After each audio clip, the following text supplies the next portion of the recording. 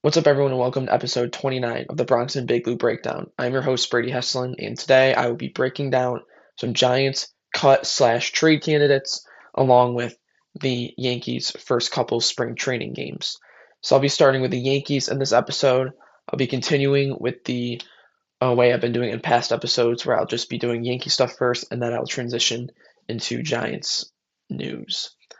So let's start with the Yankees. So they're 3-2 right now in spring training. They're playing a game as I record this. By the time it's posted, the game will probably be over, and they are winning that one 6-0 as I'm recording. So let's just get into some storylines from these first 5 games of spring training. So the big thing, Aaron Judge had a 2-homer game. He's looked locked in so far, whether it's at bats, just Yankees on Yankees, or if it's in games. He looks very locked in. Super excited to watch him compete in the World Baseball Classic. Fingers crossed everyone stays healthy, and then obviously pumped for the season to begin with the best hitter in the world on the New York Yankees. Roderick Arias hit a grand slam. He's an intriguing prospect within the Yankees organization his entire career. Infielder, he's kind of blocked right now. He's going to need some more time to develop in the minors, but nice to see him hit a grand slam in that huge 20-run game that the Yankees had. Spencer Jones hit an absolute bomb out of the stadium. Somehow it was only 408 feet. I thought it was way further than that, but his swing is very similar to Ohtani. Last year, it looked like he had kind of an Aaron Judge-like swing from the left side. This year, he's going with more like an Ohtani approach. Obviously, the big thing with Spencer Jones is the strikeouts. He's got to cut down on the strikeouts.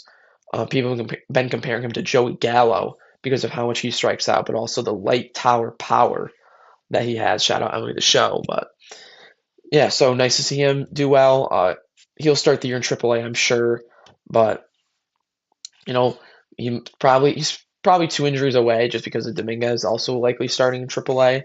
But I'd be pretty surprised if we don't see Spencer Jones at some point this season. Caballero and Paul Goldschmidt each homered. Caballero will be leaving soon to go to the World Baseball Classic. Nice to see Goldschmidt hit a homer. He didn't have a lot of power last year. Hopefully he can maybe get in that like 13, 14 home run range this year. But I'm not sure he'll get there just because it's probably less playing time and another year older. But he's just got to hit lefties. Hit lefties, play good defense. We'll be in a good spot with Paul Goldschmidt. Cody Bellinger's currently 4 for 6, and Jazz Chisholm is 3 for 5. So those guys have both gotten off 2 hot starts, and the offense in general has looked solid on these first few spring training games. So not a ton to really say. Small sample size, again, only 5 games. But it is nice to finally be breaking down like actual baseball games and not talking about the Yankees' lack of moves for months in the offseason. For pitchers now, Emma Rodriguez went 3 scoreless. He looked very good. Um, I don't know if he gets the MLB this year. It's tough to say. He'll definitely be in AAA. Um, Maybe he'll start in Somerset, but he'll definitely get to AAA at some point. We'll see if he breaks the majors. The Yankees have a lot of starters, though, right now, so we'll see what happens there. LeGrand, he gave up a run, but obviously his, velo was great. I was well over 100, and then he's got good stuff as well. Again, I wanted them to continue developing him as a starter because if he can be a successful starter, there's no one in the league that's like him. There's no one in the league that's throwing that hard with that kind of stuff on the off speed that is currently a starting pitcher in the MLB. It's not there. So I'd like to see them, give him plenty of opportunities as a starter, and then if it doesn't work out, you have a back end, of the bullpen type of guy, as long as he can continue working on his control. Jake Bird looks like he's pushing for a bullpen spot. He's 2 1/3 so far, no earned runs. He's a guy I kind of forgot about, honestly. Going through the offseason, I've been pretty critical of how the Yankees have handled the bullpen this offseason, but hopefully he can come in and be a guy. That would be huge. I was pretty excited, when they traded for him at the trade deadline last year, but he didn't look good when he came over. They sent him to AAA. He worked on a couple things. Hopefully, he can come back up this year and be a solid guy for the middle of the bullpen. Uh, A note that I don't have and I want to talk about is Ryan Weathers is starting. He started the game tonight and he looked very good. He had 5 strikeouts, hit 99.8 on the radar gun. He has never done that in his career. That was the fastest pitch of his career, and it's February 25th when I'm recording that. And he just threw the fastest pitch of his life. So I'm just super excited about Weathers, and I'm just super excited about this rotation in general. I mean, to start the year, you'll have Fried, Schlittler, Heel, no particular order, Weathers, Warren, but um, fully healthy. I mean, you got Garrett Cole, Max Fried, Carlos Rodon, Cam Schlittler, Luis Heel. Did I say Heel in the original one? I don't think I did, but and then obviously you have Warren still, you have Weathers, Schmidt should be back later on in the year, so super exciting stuff out of this rotation. And then obviously you have Elmer Rodriguez and LeGrande and a few other guys um, in the minors, kind of just waiting for their opportunity to come up. Ben Hess looked pretty solid as well. So overall, I'm happy with how the Yankees have looked so far in the spring. Be interested to see who gets more playing time when the guys leave for the World Baseball Classic. And I'll be talking about Yankees that are in the World Baseball Classic when that begins. So yeah, that's really all I got for the spring training games. I don't want to obviously don't take this with too much stock. Like, oh my gosh, Cody Bellinger's 4 for 6. I mean, like small sample. Obviously I'd rather him be 4 for 6 than 0 for 6, but small sample in spring training games. It'll be even if the guy's an awful spring. I mean, we've seen Aaron Judge have some pretty terrible springs and then come out and be on fire to start the year, or even vice versa. We've seen guys be on fire in spring training and then the season starts and they look like they've never touched a baseball bat in their life. So don't take too much stock into it. For pitchers, more just focus on the velocity, how their pitches are moving, if they're able to find the zone. And then for hitters, just look for good at bats, hard contact. Don't necessarily only look at the stats. So for this week in history for the Yankees, I didn't really find much. It was more just teams have been reporting around this time in past years in championship seasons. So just a really exciting time. I mean, baseball is back. Weather looks like it should be getting better soon for those of us in the Northeast. Just super exciting. World Baseball Classic coming up. I feel like I keep talking about it. I'm super pumped up for that. Unfortunately, though, it says Scooble's only getting 1 star, so that kind of hurts Team USA. But super excited. And then next thing you know, we'll be watching the San Francisco Giants taking on the New York Yankees on Netflix on opening day. So super pumped. Looking forward to spring training games continuing. See how these guys at bats look. Keep an eye on the young guys. Stanton should be getting in the lineup fairly soon. I don't know if he'll be in it by the time I record the next episode, but we'll have to kind of see about that. Ben Rice as well. Keep an eye on him. Didn't really get to talk about him much. Giuliani hasn't played a ton. And yeah, so just keep an eye on that stuff. And that's all I got for the Yankees in this one. Moving on to the Giants. I'm going to be talking about some cut/trade candidates for the New York Giants. And the first guy I'm going to talk about is a pretty obvious one, probably arguably the most obvious one on this list, and that is James Hudson. If the Giants cut James Hudson, they will save $5.38 million against the cap and have $2.3 million in dead money. This is a no-brainer to me. I didn't like the signing when they made it, and we saw how he played early on in the year, especially in that Dallas game where he had 4 penalties on 1 drive. He's just not a good player. I don't know what the Giants saw in him. I don't know why they gave him that. I believe it was a 2-year, $12 million deal, something like that. I don't know what they were doing. He should be gone. Let Marcus Bowe be the swing tackle in a worst-case scenario type of thing. So, yeah, James Hudson should be gone. The next thing I'll talk about is Devin Singletary. If the Giants cut Devin Singletary, they'll save $5.25 million against the cap and only have $1.25 million in dead money. I think they should make this move as well. I don't think he's necessarily washed. He had some good moments this year, but he's not. I don't think he's what he once was. But he can still be a serviceable I would say number two back for a team in the league. But for a Giants team, that's barely at. I think they're right around 5 or 6 million right now in cap. I should actually look that up. Um, a move to basically double their cap, like this, to cut your third string running back, who's behind two young, talented running backs, seems like a no-brainer to me. The Giants are currently sitting. We don't have the exact number because the cap is still projected, but it's between 5.1 to 7.7 million, so not a lot. Not a lot at all. I'm just looking up one other thing. So I think Devin Singletary gets caught. Next, I'll talk about this one should be guaranteed. Is Graham Gano. He should have been cut last year. They didn't do it. This saves 4.5 million against the cap with 1.25 million in dead cap. Should be a no-brainer. Um, get him off the team. I think his career might be over in the league, honestly, except teams are so kicker needy in the NFL that he might get another opportunity, but he's just injury prone, not that good, and expensive and old. So he should be gone. The next thing I'll talk about is Jalen Hyatt.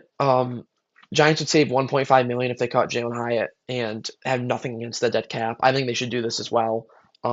He's useless, honestly. Like I made a video before the season talking about how the Giants should have cut Jalen Hyatt, and my stance has not changed at all. He hasn't shown me anything. He can only run one route. Doesn't play special teams. I mean, Gunnar Olszewski was playing over him, and Gunnar Olszewski is a returner. Like he just wasted a roster spot the entire season. Him and Evan Neal just wasted roster spots. So he should be cut.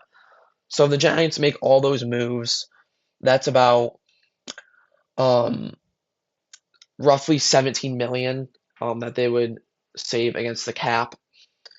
The next ones are moves that I wouldn't be surprised if they make, but at the same time, we'll see if they end up doing them. The first one is Bobby Okereke. They would save 9 million, but there would be a dead cap of 5.5 million. So we'll see. And the Giants are really linebacker needy. I would probably keep Okereke. I don't know if you're going to find a linebacker um, better than him for cheaper than that. I know he's not great, but he's really reliable. Um, he gets tackles, which, I mean, the tackle stat is pretty overrated, but he's a reliable player, former captain. Um, if the Giants had better linebackers, then I'd say he's more expendable. But at least for right now, I think you probably have to hang on to Okereke. And something similar here with John Runyon. The Giants would save 9.25 million if they cut Runyon, and only 2.5 million against the cap. But again, do you want your starting left guard and your starting right tackle both, gone on the market, and your starting right guard? The only starting offensive lineman that the Giants would have if they cut Runyon would be Andrew Thomas and John Michael Schmitz. So I think they probably hold on to Runyon, although that number against the cap is pretty enticing. So, and we'll see. Those are the main guys I have for cut candidates. I have two names for potential trade candidates. The first one is Kayvon Thibodeau. The Giants would save $14.5 million if they traded Kayvon Thibodeau with no dead cap money. So that number is super intriguing. But again, he's at a premium position, and really the only position where I'm confident about the depth of the Giants is edge rusher. You can argue running back, but is it really worth trading Kayvon for like a fourth round pick? I don't think so. If you can get a third, I think you got to consider it. Just because they don't have a lot of cap space, and that 14.5 million could go. You could argue that could go to better use than your third edge rusher. But again, you know, this defensive line could be a strength of this team with Thibodeau, Burns, Carter, Lawrence, and then if they bring in another, defensive tackle, especially to help with the run, that could be a huge strength, but again, Thibodeau, he's had, health. His health has been a question mark the past couple of seasons. So, what I would like the Giants to do, honestly, is I think you try to extend him now, while his value's a little bit lower because he's been hurt and that kind of thing. And if you can't, um, if you can't extend him, I think you do look to trade him. Honestly, that 14.5 million is enticing. You don't want to risk Kayvon going for nothing, and he's going to have, unless he is, balling out early on in the year, and if that's the case, um, you may want to look to rework a contract extension, but um, you don't want to risk getting nothing for this guy. You know what I mean? You don't want to risk him going to free agency and getting nothing. And his contract extension probably gonna be pretty pricey. I mean, edge rushers are making a lot of money now. Um, you know, it's a tough situation. It really is. I understand both sides of it. I think you got to try to extend him, and if you can't, I think you look to move him. But I wouldn't trade him. I would not trade him for a day 3 pick. I don't think that's worth it. Especially with how the Giants have drafted in the past couple of years. I know they have John Harbaugh now, but still, I think Kayvon's worth more than a day 3 pick, and I'll bank on holding on to him, hoping he plays better, and then maybe you trade him at the deadline, or you just continue to try to work an extension out. But I don't think he's worth a day 3 pick. The last guy I'll talk about is Dexter Lawrence. Joe Shane has, he said that, you know, Dexter Lawrence is a cornerstone to this team. Dexter Lawrence wants a contract extension. He wanted one last offseason. He wants one again this offseason. I would not trade Dexter Lawrence. I would not do it. I think last season, I think it was a fluke. I don't know what it was, if he was out of shape, still recovering from the elbow, just wasn't locked in. Like, I don't know. Um, but I'm willing to bet that he is going to have a much better season in 2026. He still had some moments. He had multiple sacks taken off the board because of penalties that really had nothing to do with the play. Um, he was still a really good player. Like, he was a great player. He just wasn't the Dexter Lawrence that we know and love from 2024 and even 2023. So I would not trade Dexter Lawrence. The only thing that is enticing is, I mean, look at what the Jets got for Quinnen Williams. They got a first and a second, and Dexter Lawrence is better than Quinnen Williams. I mean, if a team calls the phone and they're like, "We'll give you 2 firsts," I wouldn't. I don't think I would do that. But if the Giants do it, can't really blame them. They'd save 13 million against the cap. There's a 13.9 million um, dead cap. Post June 1st, it could be up to 20 million. One thing I haven't mentioned yet, though, is the Giants have a projected 129 million in cap space in 2027. So maybe you can try and get that extension done now, and not have to worry, about him potentially leaving or like whatever. Um, I'm not on board with trading Dexter Lawrence unless it has to be a haul.